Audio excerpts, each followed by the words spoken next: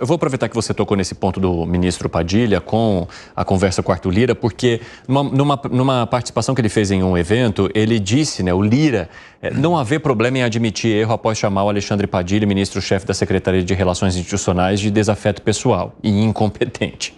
Mas ele manteve as críticas à articulação política do governo e indicou que poderia ter usado outros adjetivos, mas afirmou que palavras ditas são ditas, evitou um pedido direto de desculpas. Isso foi numa entrevista. Aí, num evento em Brasília, o Lira disse que, apesar de não ter votado em Lula nas eleições de 2022, ele nunca faltou com as obrigações enquanto presidente da casa. E a gente separou esse trecho. Eu quero contar para você agora. Vai lá, solta aí. A Câmara é o patinho feio do Congresso Nacional, né? Geralmente, as coisas são tratadas com menos cerimônia com relação à Câmara. E aí encontraram um presidente que tem coragem de dar a cara para apanhar pelos outros 512. E assim, eu só faço isso porque tenho apoio, confiança, muita conversa, muito diálogo, sobre todas as decisões que são tomadas ali dentro. Então, não paro de dizer que, muito embora, pessoalmente, eu tenha votado em outro candidato na eleição, eu nunca faltei com as minhas obrigações. 5h26, pessoal da rádio vai para um rápido intervalo. Daqui a pouco espero vocês, hein? Até já.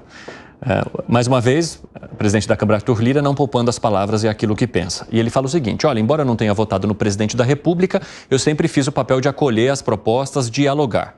Mas, muitas vezes, o ministro das Relações Institucionais dificulta essa articulação, esse diálogo. E embora ele tenha admitido que ele cometeu um erro ao chamá-lo de incompetente, mas ele não voltou atrás no sentido de mencionar que ele não acha que Alexandre Padilha não seja capaz de fazer uma boa articulação ali. Então, essa opinião dele ele mantém. Ele só trocaria as palavras. Errou na forma, não na essência. E o que traz também o presidente da Câmara, Arthur Lira? Que ele tem esse papel de representar ali todos os deputados, então ele dá a cara a tapa. E o que o irrita muitas vezes é o fato de os projetos não chegarem bem amarrados ali para ele. Então ele fala o seguinte: o governo não vai lá e faz uma boa articulação, faz uma má articulação. Aí a proposta chega toda embolada aqui, sem uma costura com as lideranças. E aí sobra para ele ter de fazer o papel de mal. Isso aí foi o que disse o presidente da Câmara. Você concorda, Fábio Piperno? Você sabe que o Brasil é tão maluco, né? Tão surreal. Eu vou te falar uma coisa, eu não duvidaria nada que em 2025 Arthur Lira, de saída da presidência da Câmara, se tornasse ministro do Lula. Pode parecer uma coisa muito maluca hoje, mas a gente também tem que considerar o histórico do Lula. Ministro do quê? Não sei, quem sabe até as relações institucionais. Por que não? Escuta. Não, aí seria. Aí pode chamar o roteirista e baixar a série para um streaming. O ministro Padilha, por exemplo, já foi ministro da Saúde. Por quê? Não é um maluco pensar um remanejamento aí. A política brasileira não é maluco. Mas vem cá, nada. Quem é o vice-presidente do Brasil? Geraldo Alckmin.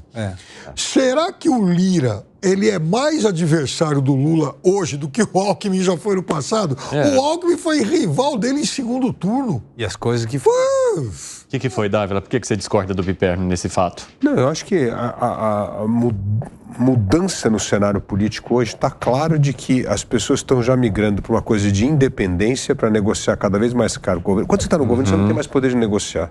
Quando você é independente, você é sempre cortejado pelo seu voto para ser negociado. Então, não tem nenhum ganho ir para o ministério nesse sentido, porque vai perder essa... Hoje não. Não, mas mesmo depois. Pode daqui um ano...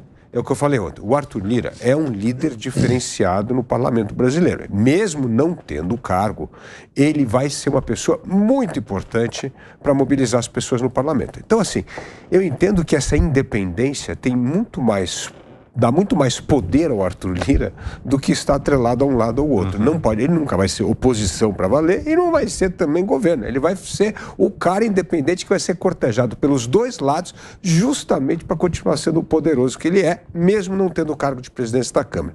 Então, e isso é uma pessoa que tem uma habilidade ímpar nisso, como é o caso do Arthur Lira. Então eu não vejo que isso vai acontecer. Agora, o que acontece com o Padilha... E mesmo o próprio ministro Haddad, é que eles não são empoderados para negociar com o Congresso. O que o presidente cobra dos seus ministros, ele acaba passando por cima dos ministros quando interessa. Olha o caso do Pérez. O Pérez foi lá, estava lá o ministro Haddad batendo que não podia negociar, porque isso é perder arrecadação e tal.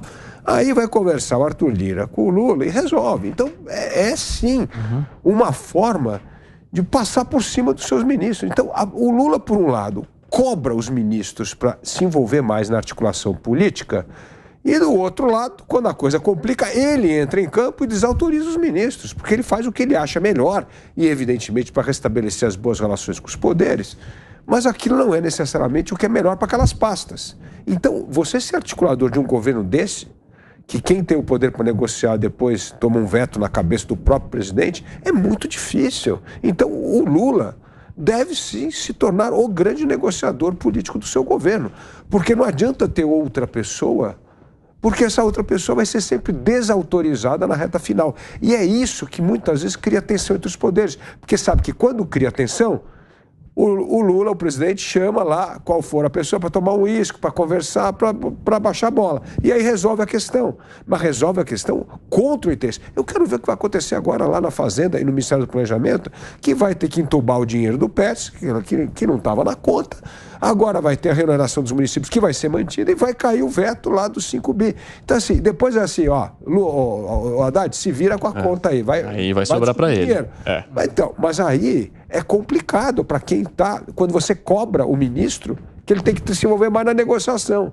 Agora, às 5h31, o pessoal da rádio está de volta e nós estamos debatendo aqui uma fala do presidente da Câmara, Arthur Lira, que mencionou que não votou no presidente Lula, mas que nunca faltou com as obrigações ao tratar das propostas que são importantes para o governo atual. Fala, Segré. Eu queria trazer um pouquinho de novo essa entrega formal que parece que vai ter daqui a pouco das questões da reforma tributária. 5h32 agora, a gente está aguardando aí. Eu imagino o ministro Haddad levando aí um livro enorme, cheio de páginas e tudo, e um atendente de protocolo, quando ele entrega e dá carimbo, dizendo, ministro, não vai embora, não, espera. Está faltando a alíquota aqui. Quer levar de novo e trazer de novo? Porque se não tiver alíquota, tudo que nós estamos falando não tem nenhuma... Aliás, se ele resolver falar numa coletiva, acho que a primeira pergunta que tem que ser feita é qual que é a alíquota que o senhor colocou aí nesse papel? De verdade, eu pesquisei reformas tributárias no longo do tempo, no longo do mundo. Não tem nenhuma que aplique uma reforma tributária sem definir a alíquota. E a alíquota, inclusive, não é tão difícil, mesmo com uma conta bem simples de colocar. Hoje quanto é a arrecadação, em função dos tributos que hoje temos? Qual deveria ser a alíquota do IBS se tivermos a mesma arrecadação? É tirar a conta. Mas por que não é feito? Porque eles querem colocar, da mesma forma que tinha um filme, Apolo 13, me parece que era um círculo num quadrado. Então não dá para colocar um círculo no quadrado dependendo se o círculo é do mesmo tamanho que o quadrado. Se for menor, aí tudo bem. Mas aí o que estão colocando? Eu vou definir a alíquota, seria mais ou menos como que definamos o salário em função do gasto e não da competência ou da produtividade. Não dá. Bom, mas pegando essa sua ideia, então, quanto se arrecada hoje? Tanto. Então, a alíquota correspondente pode ser de tanto, certo? Sim. Porém, aí a reforma tributária, a gente sabe que ela tende a diminuir a tributação de uns setores e, consequentemente, vai ter que aumentar de outros. Então, como é que vai fazer? Pode sobrar para quem, né? Gani? Mesmo uma turma de sempre. Né? Nós. Não, rapidinho. Eu fiz uma simulação, até vou trazer aqui outro dia. Por favor. Que num setor de serviços, onde não há compra de mercadorias, que você não pode abater, não tem crédito tributário, se for 27%, a carga tributária vai para 37% do setor de serviços, que não tenha crédito tributário. Se for 18%, né, o que se fala 18%, 19%, aí vai ficar parecido com a indústria, né, com IVA. Agora, se for para 27%, vai ser uma paulada.